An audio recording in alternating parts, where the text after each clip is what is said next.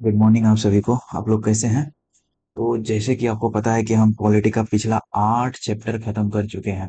कल सबसे ज़्यादा इम्पोर्टेंट चैप्टर जो था हमारा फंडामेंटल राइट, हम उसको खत्म किए थे। फंडामेंटल राइट का सारा आर्टिकल देखे थे, जो भी कुछ पुराना क्वेश्चंस था वो देखे थे। और जो आपको जो वन डे एग्जाम में आ सकता है, मैंने सारा क्वेश्चन कराए थे। और आपको याद रखिएगा, पॉलिटी का सबसे इम्पोर्टेंट चैप्टर था।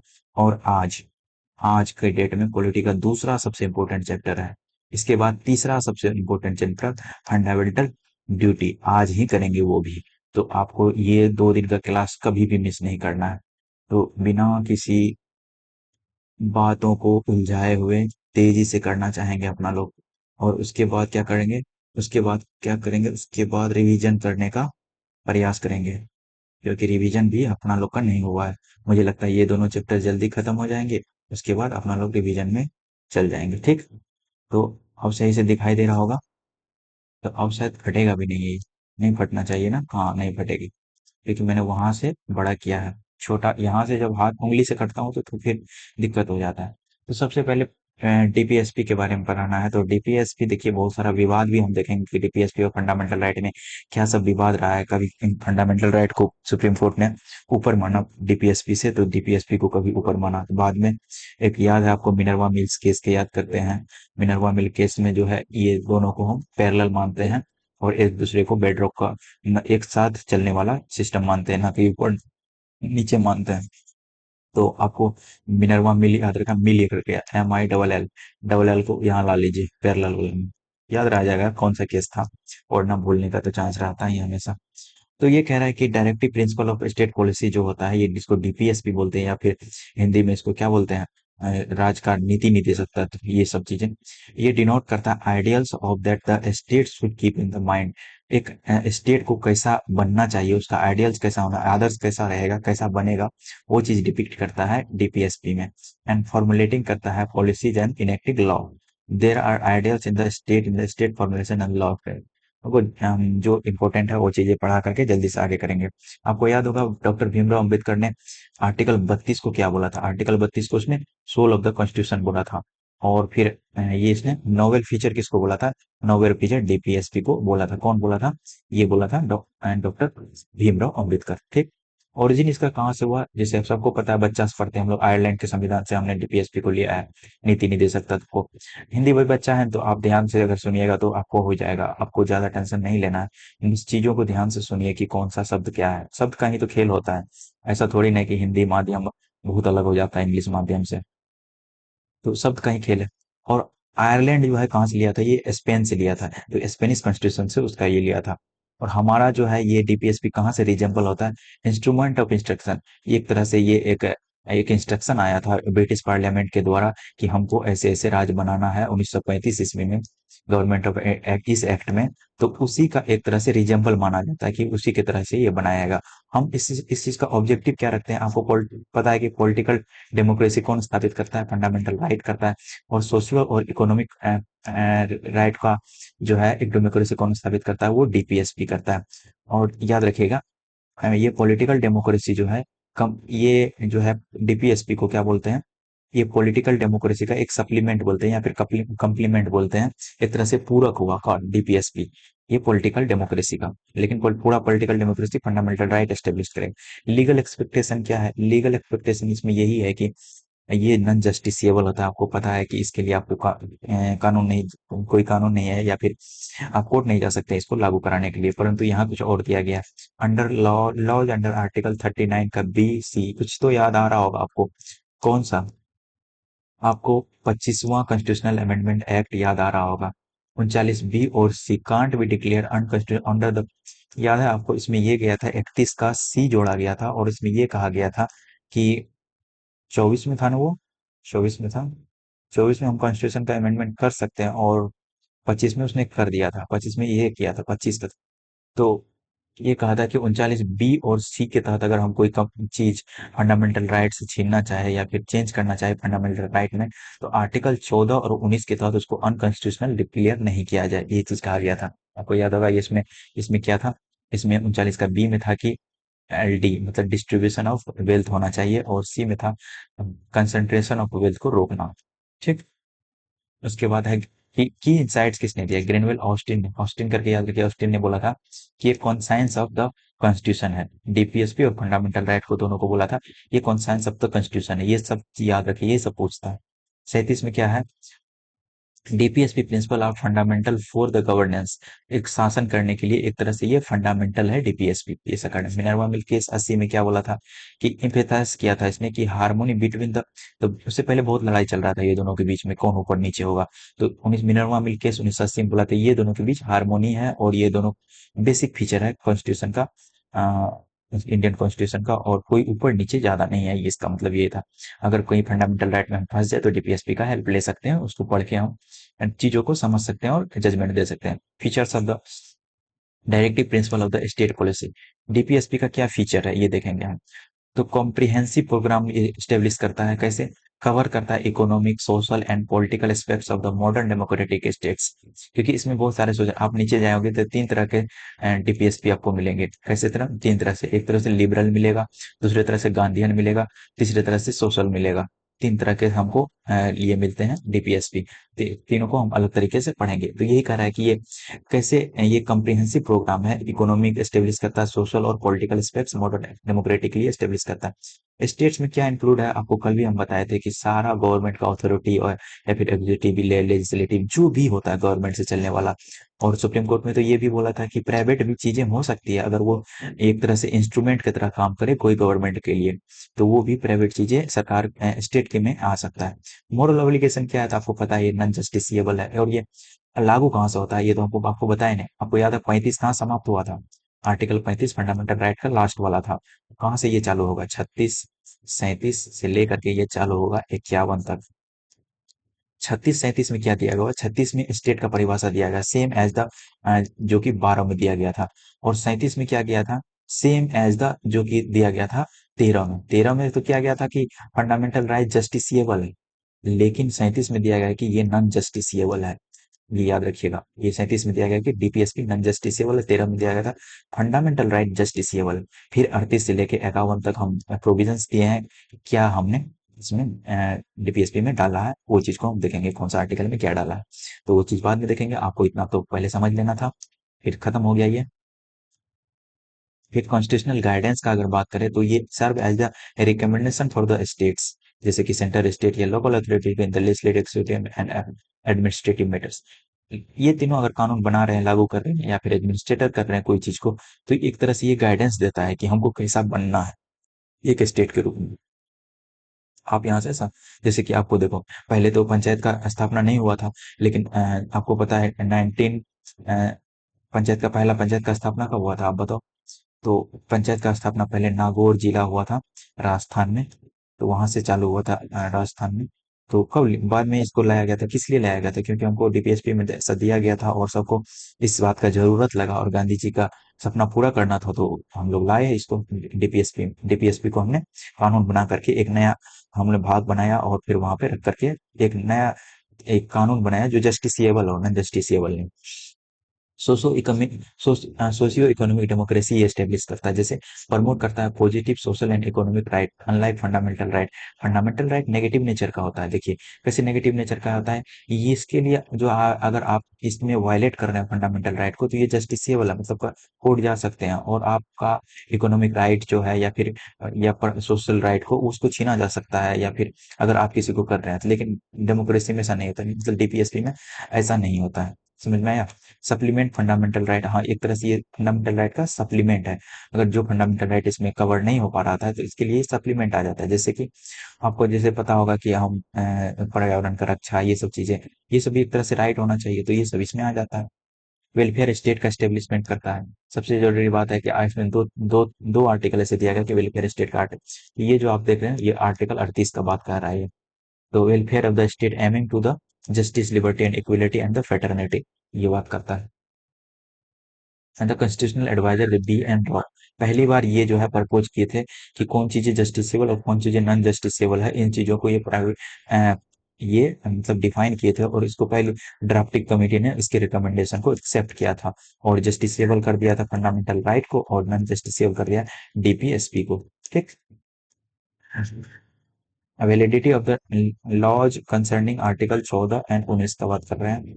तो ये जो इंस्टीट्यूशनल रोल है कि helps court assess the constitutional validity of laws concerning 14 and 19। अब नेक्स्ट पढ़ेंगे कि क्लासिफिकेशन ऑफ द डीपीएसपी का क्लासिफिकेशन आपको पहले बताएं।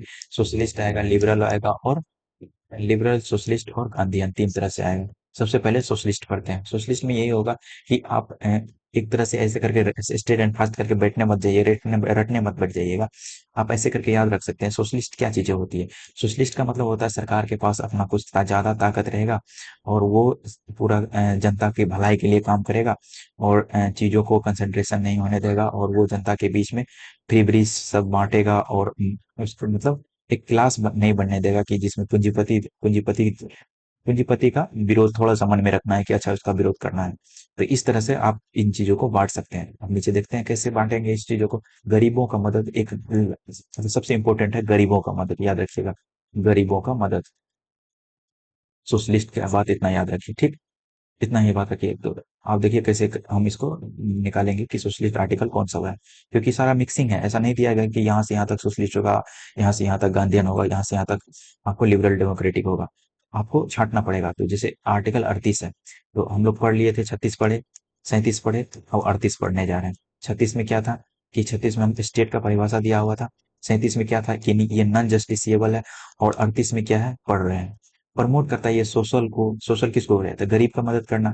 सोशल को, इकोनॉमिक को एंड पॉलिटिकल जस्टिस को, इस चीज को मदद करना, मतलब प्रमोट करता है। मिनिमाइज करता है income and income and opportunity inequality. 44वां कॉन्स्टिट्यूशनल अमेंडमेंट 1978 से ये इसको जोड़ा गया था, याद रखिएगा। ये 38 का एक में है, 38 का ये दो में है और ये चीज 38 का एक में है, ठीक।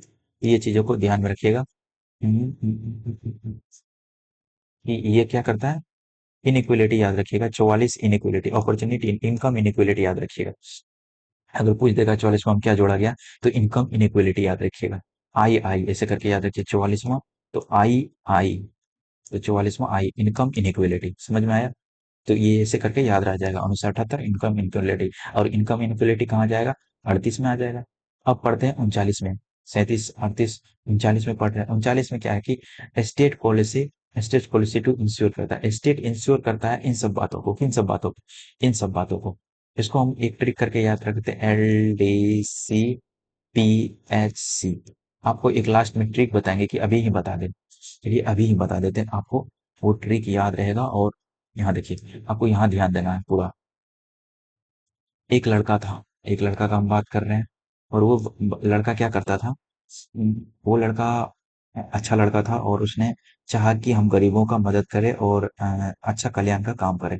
तो पहले उसने क्या किया, 36 37 तो हम देख चुके थे। तो बाकी हम 38 से देखते हैं। 38, 39, 40, 41, 42, 43, 44, 45, 46, 47। तो आगे और देख लेंगे। तो उसने क्या किया कि उसने सबसे पहले जब चाहा कि हम गरीबों का मदद करें, तो उसने सबसे पहले क्या किया, एक कल्याणकारी राज का भावना 38 में आता है, तो वेलफेयर स्टेट इसमें आता है। वो चाहा कि हम वेलफेयर स्टेट का एस्टेब्लिश करें, वेलफेयर करें, लोगों का वेलफेयर करें। तो उसने 39 वेलफेयर करे, तो उसने सबसे पहले क्या किया, तो उसने सबसे पहले एक याद रखिए, 39 का एक है, फ्री लीगल एड।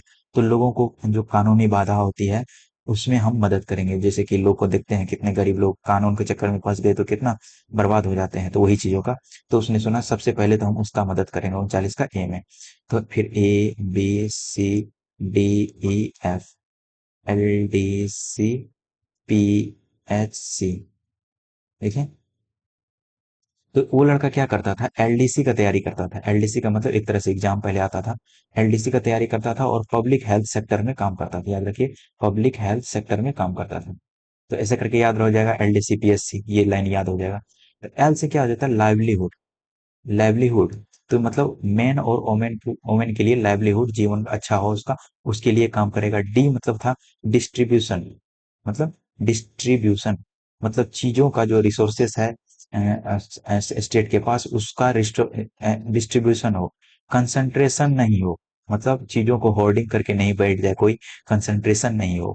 पे मतलब होता है इक्वल पे, इक्वल पे हो, किसके लिए, इक्वल पे फॉर जो कि equal pay for equal work, जो ज्यादा, जो ज्यादा काम करे उसको ज्यादा पैसे, जो कम काम करे कम पैसे। एच से याद रखिएगा हेल्थ, हेल्थ का ध्यान रखे सारे। और सी से था चिल्ड्रेन का डेवलपमेंट के लिए काम करेगा। तो आपको याद हो गया, एलडीसी पीएससी, एल से लाइवलीहुड, ये सब चीजों का पहले तो गरीबों का रक्षा किया। और वो लड़का क्या था, एलडीसी में काम करता था, एलडीसी का तैयारी करता था, पीएससी में काम करता, तो मतलब ये इक्वल पेपर इक्वल, और ये एच से हेल्थ था, सी से कंसंट्रेशन ऑफ हेल्थ था। फिर 40 में आता है, 40 में क्या था, तो अब देखो ये सब काम करने के बाद आया तो कि वो, हम अब सोचा कि भाई हम गांव चलते हैं, और गांव में जो है पंचायत का स्टेब्लिशमेंट करते हैं। तो पंचायत का यहाँ पे है, पंचायत का स्टेब्लिश, पंचायत के पंचायतों का रक्षा करते हैं, या फिर पंचायत में लोगों को याद रखते हैं। तो यहाँ क्या है, पंचायत के बारे में दिया है। 41 में क्या होता है, जब पंचायत वो गया तो वो देखा कि सबसे पहले तो लोगों को तो काम ही नहीं है, तो पहले उसने काम दिलाया, वर्क है यहाँ पे। तो काम दिलाया, तो फिर 42 में देखा अगर काम दे दिए तो काम में सबसे पहले तुम क्या देखोगे, सबसे पहले तुम पैसा देखोगे, या फिर तुम वहां काम कर, ऐसा जगह तो काम करने के लिए नहीं भेज दोगे जहाँ की तुम्हारा मृत्यु ही हो जाए। तो सबसे पहले तो तुम ये देखोगे कि वहाँ है, वहां पे लिविंग कंडीशन कैसा है, लिविंग कंडीशन कैसा है, कि ऐसा नहीं है कि मर जाए, ऐसा कर जगह लिविंग कंडीशन सही हो। और अगर महिला काम करने जाए तो क्या आप वहां देखेगी कि वहां मेटर्निटी लीव मिलता है या नहीं। तो ये सब चीजें देखेगा। तो 42 में ये आ गया, काम के लिए गया। तो फिर 43 में वेजेस देखेगा, तो वेजेस देखेगा तो पैसा सही से मिल रहा है या नहीं 43 में। अगर वैसा पैसा मिल गया तो इसी में आता है 43 का ए, 43 का ए आता है। तो इसमें क्या है, अगर पैसा मिल रहा है तो अब सिक्योरिटी भी तो चाहेगा आदमी, कि हम सिक्योर कर लिए जॉब को, मतलब पार्टिसिपेशन चाहेगा इस जॉब में, मतलब भागीदारी चाहेगा। तो 43 का ए में पार्टिसिपेशन है, कि इस जॉब में पार्टिसिपेशन है। 44 में क्या है, यूनियन यूसीसी है। अगर ये सब काम हो गया तो अब क्या बोला है, समान नागरिक संहिता। तो उसने सबको अब समान बनाने का कोशिश किया, अब गरीबों का तो मदद कर दिया जो पंचायत में, तो सबको समान बनाने का कोशिश किया। इसके लिए उसने अब क्या किया, ओ 45, तो अब उसके लिए उससे भी गरीब लोगों का मदद करने के लिए वो चल गया, समझ लीजिए। एससी एसटी के कल्याण के लिए काम करने के लिए वो चले गया 45 में। उसने सबसे पहले एससी एसटी में क्या देखा, कि भाई क्यों गरीब है, वो लोग तो नशे करते हैं पहले, पहली बात नशे करते हैं, और हेल्थ का ध्यान नहीं करते हैं। हेल्थ मत रखिए यहाँ पे, ये रख लीजिए, यहाँ पे अच्छा खाना नहीं खाते, या फिर न्यूट्रिशन, हाँ न्यूट्रिशन का ध्यान नहीं रखते हैं, याद रखिए। तो सबसे पहले उसने क्या किया, न्यूट्रिशन का ध्यान रखने के लिए 47, फिर 48, 49, फिर 50, फिर 51, न्यूट्रिशन का ध्यान रखने के लिए तो उसने क्या किया, हाँ तो उसने क्या किया, न्यूट्रिशन का ध्यान नहीं रखता है। फिर एक सेकेंड, कुछ थोड़ा सा डिस्टर्ब हो गया। 46, 44, 46, promote educational economic interest of SC ST. 45, 45 क्या था, एक थोड़ा सा गड़बड़ हो रहा है ना। 45 था early childhood care, early childhood education था 45 में। फिर 46 पे से था, थोड़ा सा गड़बड़ कर दी। तो हाँ देखो, फिर से बताते हैं आपको, टेंशन मत लीजिए।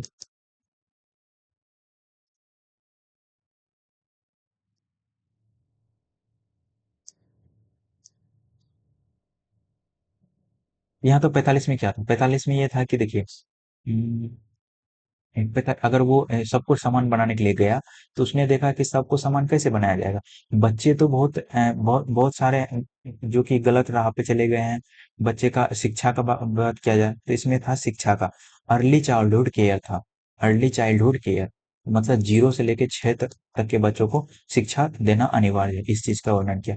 फिर 46 में क्या किया, 46 में उसने क्या किया, अगर बच्चों, बच्चे क्यों गड़बड़ है, क्योंकि भाई इसके मम्मी पापा ही गड़बड़ है, मतलब एससी एसटी के फिर कल्याण के लिए इसने गया, गरीब के बच्चे के एससी एसटी के कल्याण का बात करने के लिए। फिर देखा एससी एसटी क्यों गरीब है, क्योंकि भाई ये लोग नशे करते हैं और अपना ख्याल नहीं रखते हैं, न्यूट्रिशन नहीं लेते हैं, ये याद रखना। फिर इसको न्यूट्रिशन के लिए बोला कि तुम एनिमल हस्बेंड्री करो, मतलब गाय पालो, दूध खाओ, इस तरह से एनिमल हस्बेंड्री बोलो। तो ये सब किया। फिर 48 का ए आता है, 48 का ए, अगर तुमने एनिमल हस्बेंड्री कर लिया तो भाई तुम घास वास लगाओ, या फिर पेड़ पौधे लगाओ, फल फूल बेचो, फिर उससे तुम काम करो। तो वो काम किया, तो मतलब इन्वायरमेंट याद रखिए यहाँ पे। फिर 49 आया, 49 में आया कि अगर ये सब काम हो गया है तो फिर अब तुम लोग सही सच्चे देशभक्त हो, अब तुम लोग मॉन्यूमेंट का रक्षा कर सकते हो। कहीं पे गार्ड का नौकरी लगा दिया, ताजमहल का रक्षा करने के लिए, लाल किला का रक्षा करने के लिए, तो ये मॉन्यूमेंट्स का रक्षा करने के लिए अब उसको जॉब मिलने लगा। फिर 50 में क्या मिला उसको भाई, फिर 50 में उसको मिला तो अब याद रखिए, अब हो गया इसका। अब दूसरा चीज याद रखिए, 50 में है 50-50। याद कर लीजिए, 50% लेजिस्लेचर और 50% लेजिस्लेचर और 50% यहाँ पे जुडिशरी। ये दोनों के बीच में पावर का कैसे, लेजिस्लेचर और एग्जीक्यूटिव के बीच में पावर का बंटवारा, ये चीज था। और 51 में वर्ल्ड मतलब पीस कैसे हो, मतलब इंटरनेशनल पीस का दिया हुआ है यहाँ पे, ये चीज दिया हुआ है। ठीक, समझ गए होंगे आप पूरा का कहानी। अब इसी कहानी को हम आर्टिकल के माध्यम से समझाएंगे और फिर आगे बढ़ जाएंगे। फिर देखिए, हम सोशलिस्ट नहीं पढ़ रहे हैं। 39 का एम है equal justice, free legal aid. Free legal aid याद रखें, फ्री लीगल एड 42वां कॉन्स्टिट्यूशन जोड़ा गया था। नेक्स्ट है 41वां, हम क्या पढ़ेंगे? 41वां हम होते राइट टू वर्क, अभी पढ़ाए थे, एजुकेशन के लिए हो गया था, public assistance, right to work, public right to work, education and public assistance, ये पूरा लाइन है, ऐसे करके आता था। 42वां हम क्या था? ह्यूमन वर्क, अगर काम मिल गया तो कैसा है, ह्यूमन कंडीशन है या नहीं, मेटरनिटी लीव मिल रहा है कि नहीं। फिर 43वां हम देखेंगे कंडीशन, लिविंग वेजेस क्या है, पैसे कैसे मिल रहे हैं, डिसेंट लिविंग स्टैंडर्ड वर्किंग है कि नहीं लोगों के लिए, decent living standards for working है कि वर्कर्स है या नहीं। 43 का ए में क्या देखेंगे? Participation in the industry management, management में इंडस्ट्री के लिए पार्टिसिपेशन हो रहा है कि नहीं। फिर सोशलिस्ट में होता है, 43 हो गया। 44 में यूसीसी आ जाएगा, 45 में बच्चे के लिए शिक्षा, और 46 में क्या आ जाएगा? एससी एसटी का रक्षा करना, या फिर छोटे जाति का। 46 फिर 47 में आ गया यहाँ पे, इम्प्रूवमेंट करना उसका न्यूट्रिशन का, लिविंग स्टैंडर्ड का, पब्लिक हेल्थ का। फिर आता है गांधीयन प्रिंसिपल। गांधीयन क्या है? ये गांधीयन आइडियोलॉजी पर रिप्रेजेंट था, और ये क्या था? Programme for restriction of the Gandhi ji. Gandhi ji किस पे ध्यान देते थे? ड्यूरिंग नेशनल मूवमेंट के दौरान जिसने जिस चीज पे ध्यान दिया, उस चीज को गांधीयन प्रिंसिपल बोला गया। तो इसमें सबसे पहले था विलेज का स्थापना किया जाए और सेल्फ गवर्नमेंट का स्थापना किया जाए, 40 में था। फिर जो कि जिसके लिए दो, आपको पता है कि क्या 73वां कॉन्स्टिट्यूशनल अमेंडमेंट 1992 में हुआ, पार्ट नंबर 9 जोड़ा गया, शेड्यूल 11 जोड़ा गया, 29 सब्जेक्ट इसमें है। वीपी राय मतलब नरसिम्हन राय कमेटी जो था, स्वर्ण सिंह समिति तो इसमें डीपी फंडामेंटल टू टीम था। इसमें बताइए कौन था? नरसिंह वर्मा कमेटी ना, वो था। 43 का बोलिए। 43 में, आर्टिकल 43 में क्या है? कॉटेज इंडस्ट्री का स्थापना किया जाए। और 43 में एक और था ना, 43 में राइट टू लिविंग कंडीशंस था, और इसमें यही था ना, लिविंग वेजेस थी। 43 में लिविंग वेजेस था। 43 बी में अगर बात करें तो कोऑपरेटिव सोसाइटी का बात करता है, और कॉटेज का भी बात 43 में था, ये याद रखना है। और 46 का अगर बात करें, protection of educational and economic interest S C S T के लिए, आपको बताया था 46 में उसका ध्यान रखा जाएगा वीकर सेक्शन में, उसके इकोनॉमिक और एजुकेशनल प्रोटेक्शन के लिए काम किया जाएगा। फिर 47 में क्या जाएगा कि क्यों ये लोग गरीब हैं या फिर एजुकेशन नहीं मिल रहा, कि क्योंकि ये इंटॉक्सिकेंट का सेवन करते हैं, मेडिसिनल यूज। तो इंटॉक्सिकेंट को सिर्फ बैन किया जाएगा, और सिर्फ मेडिकल यूज के लिए बैन, इंटॉक्सिकेंट्स को खुला छोड़ा जाएगा। 45 में यह है कि स्लॉटर ऑफ कॉ का रक्षा किया जाएगा, और इम्प्रूवमेंट देयर ब्रीड्स, उसके ब्रीड्स को आगे बढ़ाया जाएगा, ये गांधीयन प्रिंसिपल पे था। और एनिमल हस्बेंड्री 48 में ही आता है। फिर आता है लिबरल इंटेलेक्चुअल। तो लिबरल इंटेलेक्चुअल में क्या होता है? इसमें 44 आता है, जिसमें यूसीसी है, liberal intellectual. Uniform civil code, साहबानों केस में ये चीज पर ज्यादा हाईलाइट किया गया कि भाई जो है लीगल, मतलब कन्फ्लिक्ट हो रहा है लीगल लीगल लॉयल्टीज में जो फैसला देने में, तो इसलिए एक यूसीसी होना चाहिए जिसके तहत कोर्ट जो फैसला दे सारे चीजों को समान मिला करके। तो अर्ली चाइल्डहुड एजुकेशन था, 45 का बात कर रहे हैं, जिसमें कि 86वां कॉन्स्टिट्यूशनल अमेंडमेंट, आपको याद किए थे 86 मतलब एजुकेशन याद कर लीजिए, आपका दुख दर्द सब खत्म हो जाएगा। 48 में मॉडर्न एजुकेशनल एनिमल हस्बेंड्री, आपको पहले बताए थे। 48 ए में आता है एनवायरनमेंट का रक्षा। 49 में हिस्टोरिक मूवमेंट का रक्षा करना है, जो कि सेफ गार्ड करना है हिस्टोरिक मूवमेंट का। 50 में जुडिशियल फ्रॉम एग्जीक्यूटिव, वहाँ एग्जीक्यूटिव को हम एग्जीक्यूटिव लेजिस्लेटिव बोल दिए थे, लेकिन न्याय व्यवस्था कैसे एग्जीक्यूटिव से अलग होगा, सेपरेट पावर उसका दिया। 51 में इंटरनेशनल पीस के लिए काम करेंगे। अब देखिए कन्फ्लिक्ट जाता है, ये न्यू मतलब न्यू डायरेक्टिव प्रिंसिपल्स है। देखो, कुछ जो है न्यू डायरेक्टिव प्रिंसिपल, जो बाद में जोड़ा गया है कुछ प्रिंसिपल्स को, उसको यहाँ पे ऐड किया गया है, जैसे कि 42वां कॉन्स्टिट्यूशनल से जोड़ा गया था, फिर 44वां से जोड़ा गया, 86वां और 87वां। 86 मतलब एजुकेशन है, आपको पहले हम बताए थे 2002 का, तो एजुकेशन रिलेटेड ही होगा ये। तो इसमें क्या है? जैसे कि चिल्ड्रन 45 में याद होगा कि बच्चों का शिक्षा का बात किया गया था 0 से 6 तक, और एक फंडामेंटल राइट भी जोड़ा गया था 21 का 1 में, जहां से 6 से 14 तक के बच्चों को ध्यान में रख के वहाँ एजुकेशन, एलिमेंट्री एजुकेशन जरूरी है। 86 खत्म। फिर आपको याद करते हैं एक तरह से 97 कोऑपरेटिव सोसाइटी, ये भी याद बोले थे कि 97 गंभीर ने मारा था 2011 में, तभी उसी के कोऑपरेट से हम जीते थे वर्ल्ड कप, तो ये याद करने के लिए बोले थे। 43 का बी में देखिए कोऑपरेटिव सोसाइटी का बात तो होगा ही, यहाँ आ गया कोऑपरेटिव सोसाइटी खत्म। ये दोनों खत्म। 44वां में आपको क्या बोले थे याद करने की, 44वां में एक ही एक संशोधन किया गया था, 38 का 2 जोड़ा गया था, जिसमें मिनिमाइज इनइक्वलिटी आपको बोले थे, इनकम इनइक्वलिटी याद करने के लिए 38 का 2 में हमने बोले था 44 ऐसे करके आई आई याद कर लिए, इनकम इनइक्वलिटी 44 में, और कहाँ पर था 38 का 2 में था, ये खत्म ये भी। अब आपको ये याद करना है 42वां कॉन्स्टिट्यूशनल अमेंडमेंट 1976, इसमें 4 तरह से संशोधन किया गया 4 आर्टिकल में। 39 का एफ में 39 का ए बड़ा वाला जोड़ा गया, 43 ए और 48 ए जोड़ा गया। तो इसमें आपको ऐसे करना है, गरीब मजदूर के बच्चे, गरीब मजदूर का बच्चा से क्या करो, इन्वायरमेंट का रक्षा करो, इन्वायरमेंट का रक्षा करो। तो कैसे करोगे, गरीब कहाँ पे, free legal aid, free legal aid for poor, मतलब 39 का ए। मजदूर, मजदूर का रक्षा कहाँ पे था, रक्षा नहीं मतलब मजदूर का बात कहाँ पे आ रहा था ये बताओ। तो मजदूर का 43 का ए में आ रहा था, मतलब participation of worker in the management of industry, समझ में आया। तो फिर बच्चा, बच्चा एक ही आर्टिकल था, बच्चा का दो दो आर्टिकल है, हालांकि 45 भी है, लेकिन एक याद होगा कि LDC go to PHC, H C C के सी लास्ट में सी था, वो चिल्ड्रेन वाला था, कंसंट्रेशन वाला ऊपर है। तो यहाँ पे 39 का एफ याद हो जाएगा आपको, बच्चा वाला। फिर इन्वायरमेंट वाला था, क्या है यहाँ पे, क्या है बताओ, बच्चों का रक्षा करना है, उसकी डेवलपमेंट करना है, ये करना था।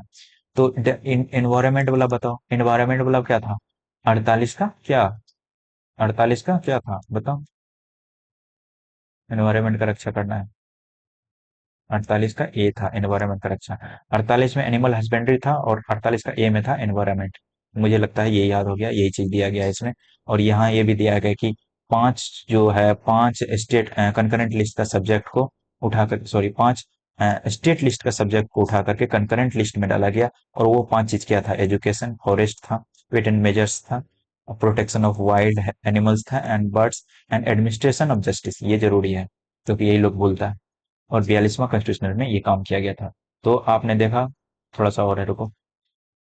तो इसके अलावा डायरेक्टिव्स क्या दिए गए हमारे संविधान में, तो 5 के अलावा, पार्ट 4 के अलावा, तो पार्ट 4 के अलावा ये 3 डायरेक्टिव्स दिए गए हैं, जैसे claim of SC ST to services.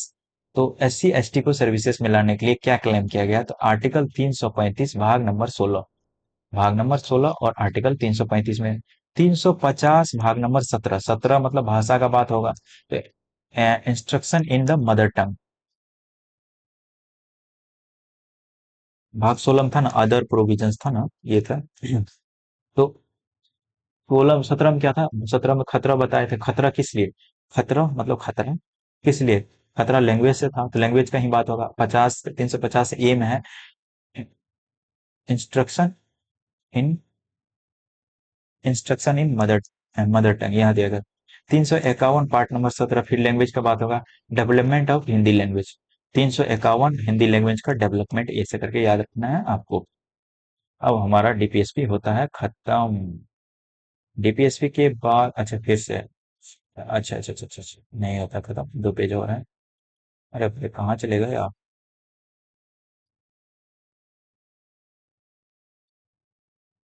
ये क्या हो रहा है सर।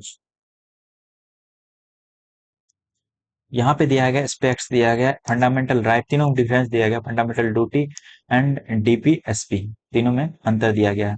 तो हम लोग पढ़ते हैं क्या अंतर है, पर डीपीएसपी पढ़े तब पहले ड्यूटीज तो पढ़ने दीजिए तब ना, ड्यूटी पढ़ने ही नहीं दिया, दे दिया। चलिए कोई नहीं, देख लेते हैं। डिफिनेशन दिया है कि सबसे पहले कि ये फंडामेंटल राइट का अगर बात करें तो ये गारंटी देता है, ये रिस्पॉन्सिबल ऑफ सिटीजन है, फंडामेंटल ड्यूटी। और डीपीएसपी है गाइडलाइंस, एक तरह से ये देता है। आर्टिकल 12 से 35 फंडामेंटल राइट, 51 का ए में दिया है ड्यूटी, 36 से 31 तक दिया है DPSP. Justiciable in nature, enforceable in court, non justiciable and non enforceable duty. Non justiciable and guidance to state, ये है गाइडेंस देता है स्टेट को, सीधा सा याद रखिएगा।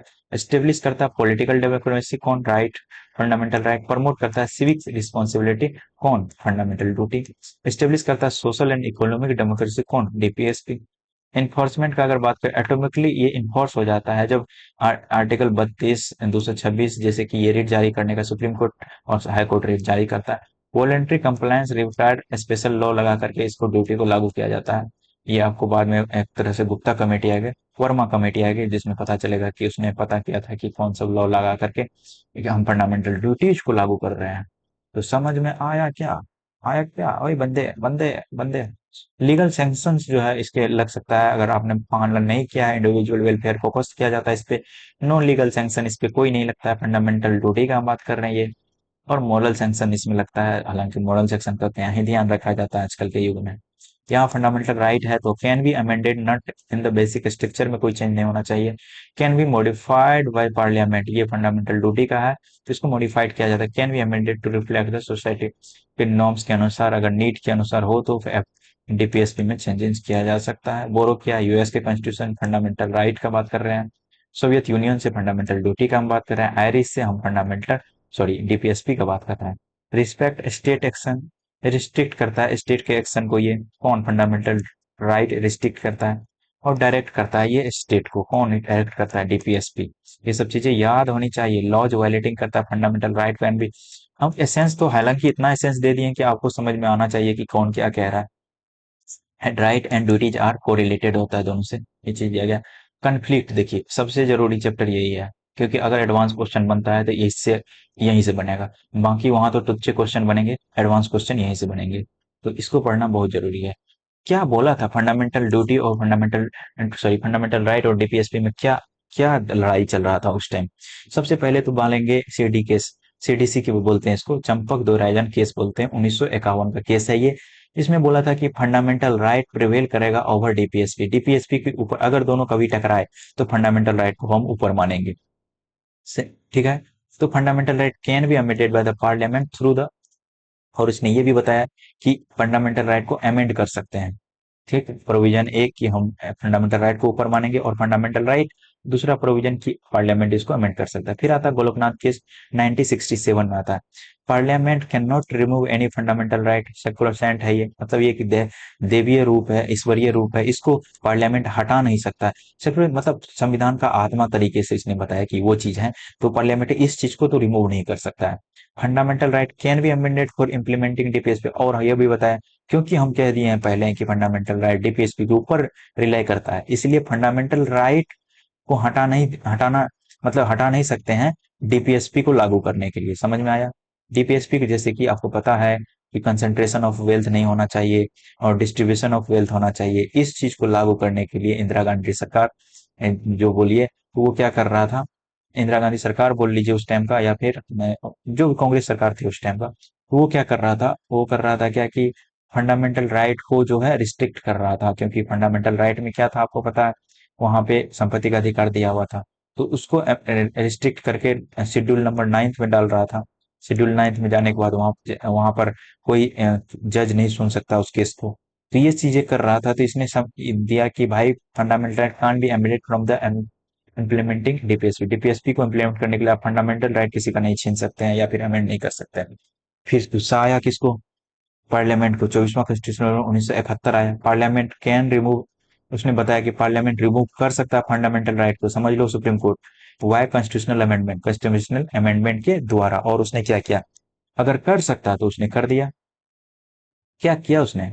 उसने आर्टिकल 31 का सी जोड़ा, और उसने बताया अगर हम 39 का बी और 39 का सी, याद होगा आपको यहाँ पे क्या था?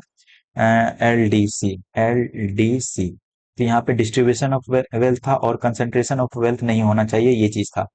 इसके लिए अगर हम कोई कानून बनाए और वो नट वायलेट इफ दे वायलेट 14 और 19, कहता है कि ये कहा गया है कि ये वायलेट नहीं होगा 14 और 19 के अनुसार, अगर हम कोई कानून बनाने चाहे तो ये नॉन जस्टिसेबल है। अगर तुम ऐसा करना चाहते हो तो ये जस्टिसेबल है ही नहीं, तुम इसके बारे में को सुप्रीम कोर्ट में मामला ही नहीं उठा सकते हो।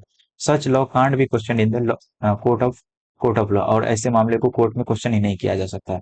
भाई तो भाई क्या ही मामला कर दिया इसने। फिर केबीसी केस 73 आता है 1973 में। फिर सुप्रीम कोर्ट अपना डंडा लेके आता है, बोलता है कि तुम्हारा जो सेकंड प्रोविजन था ये वाला, can't be question in the court, इसको हम मानते हैं गलत। आर्टिकल 31 का सी, जो कि तुमने बनाया था।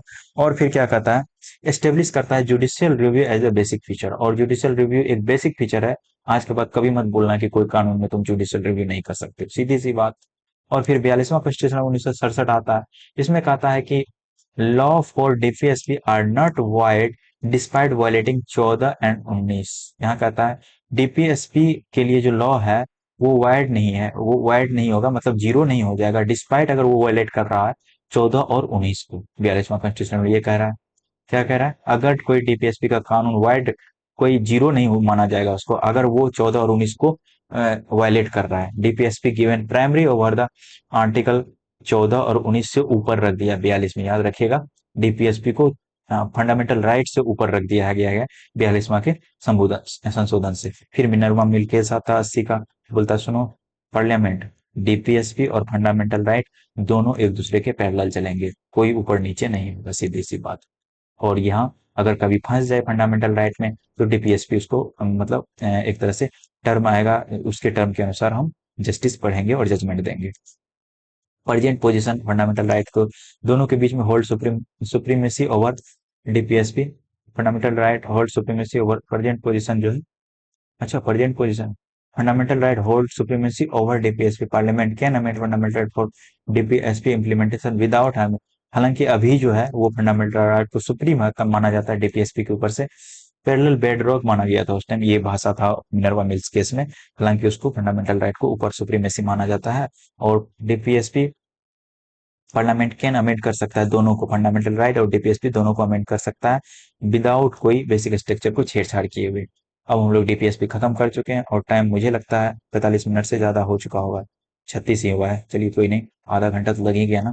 फंडामेंटल ड्यूटी जब पढ़ेंगे, पार्ट नंबर 4 का ए है और 51 का ए, दोनों जगह ए है, बस इतना मैं आपको ध्यान में रखना चाहता हूँ। तो फंडामेंटल ड्यूटीज कब आया था, फंडामेंटल ड्यूटी का अगर बात करें तो ये आया था, स्वर्ण सिंह समिति बैठा था 1976 ईस्वी में, और उसने 8 रिकमेंडेशन दिया था कि 8 फंडामेंटल ड्यूटीज हम आपको देते हैं इंदिरा गांधी जी, आप लागू कीजिए। तो 8 फंडामेंटल ड्यूटीज में इंदिरा गांधी ने 10 लागू किए, बोलो कैसे। इसका तो 4 ही लिया, बाकी कुछ और अपना जोड़ दिया, मतलब इसका 6 लिया था, इसका 6 लिया था, बाकी अपना 4 और लगाया और फिर जोड़ दिया।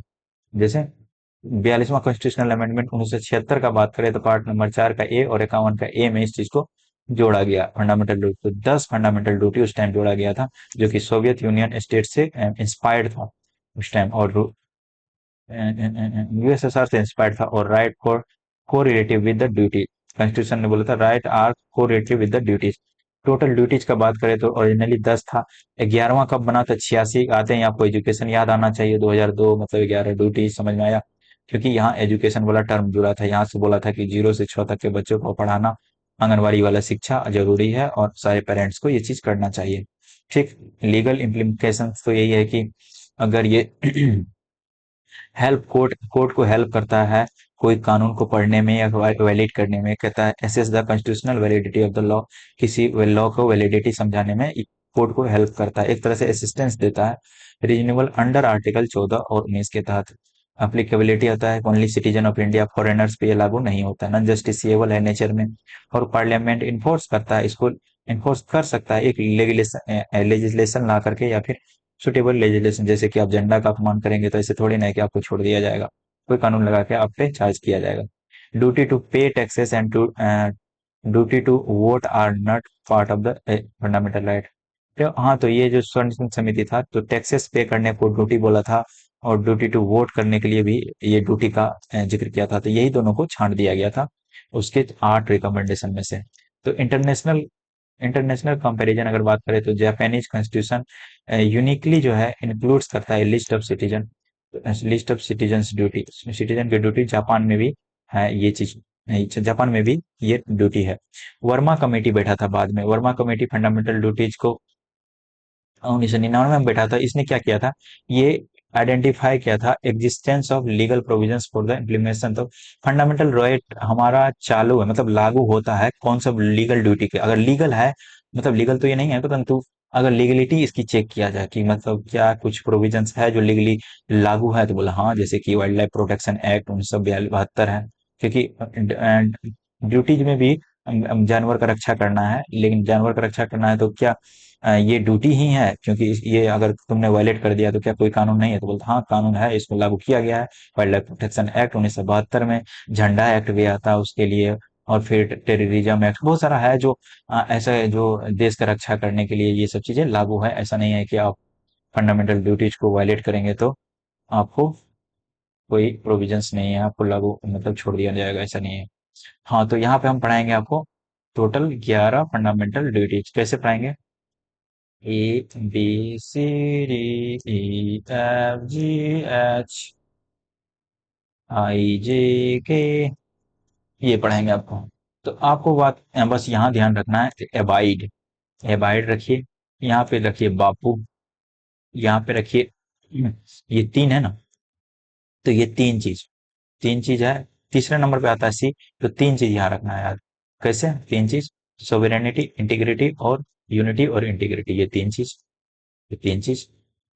और डी मतलब डिफेंस है, डिफेंस, डी मतलब डिफेंस, सीधे ही बात है। ई मतलब है, ई मतलब है पांच, ई मतलब क्या होता है?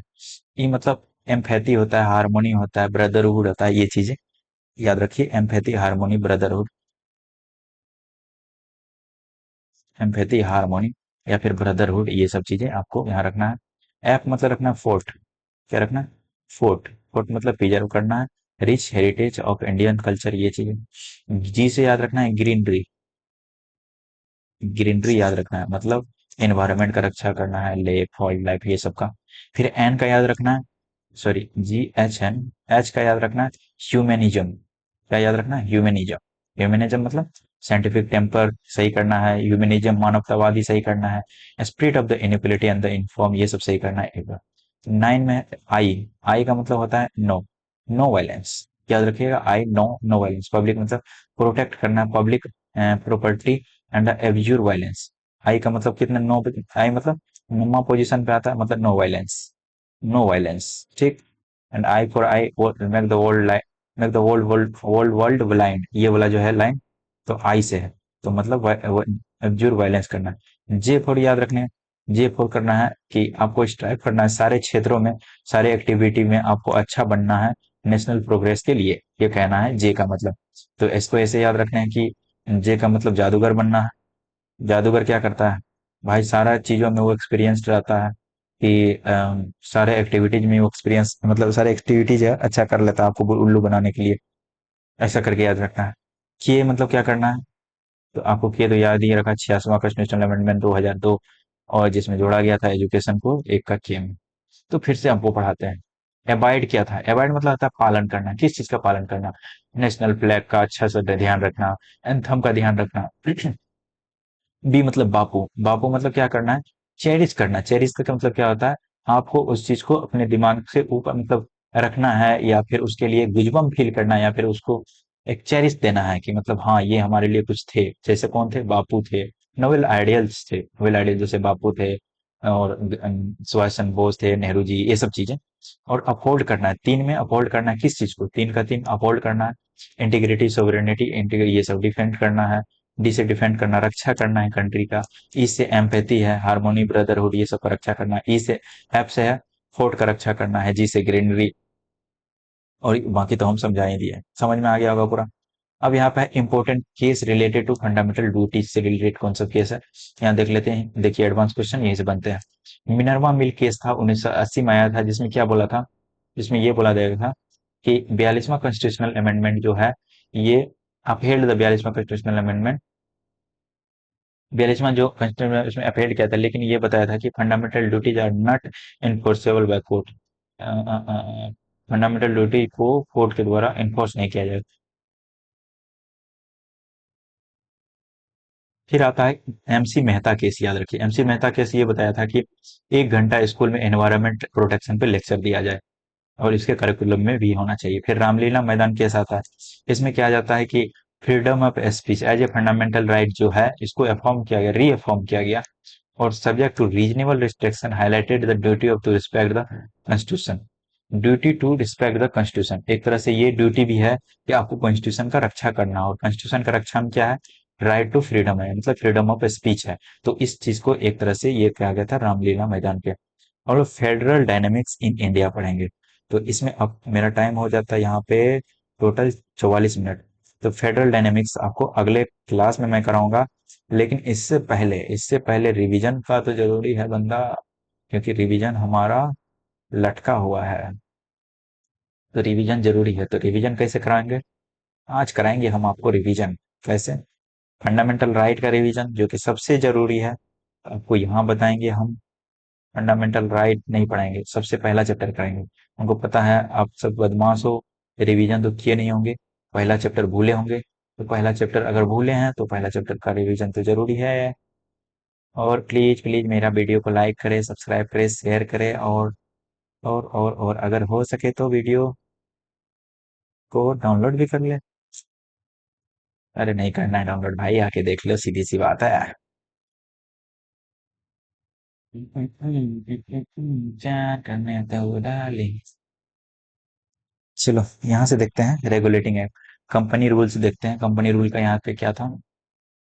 तो आप लोग ये कल रिवीजन करके आइएगा, क्योंकि मैं 3-4 बार इसको रिवीजन करा दिया, अब करने का कुछ सही भी नहीं होता है। एक बस ऐसे देख लेते हैं कि कंपनी रूल कब आया था, 1973 का 78 एफ, जिसमें आपको पता है कि इसमें क्या गया था, बंगाल के गवर्नर को गवर्नर जनरल ऑफ बंगाल कर दिया गया था। और फिर से इंडिया एक्ट 1784 का है, जिसमें दो पॉलिटिकल और commercial board of directors code of control ये बनाया गया था। और क्या था,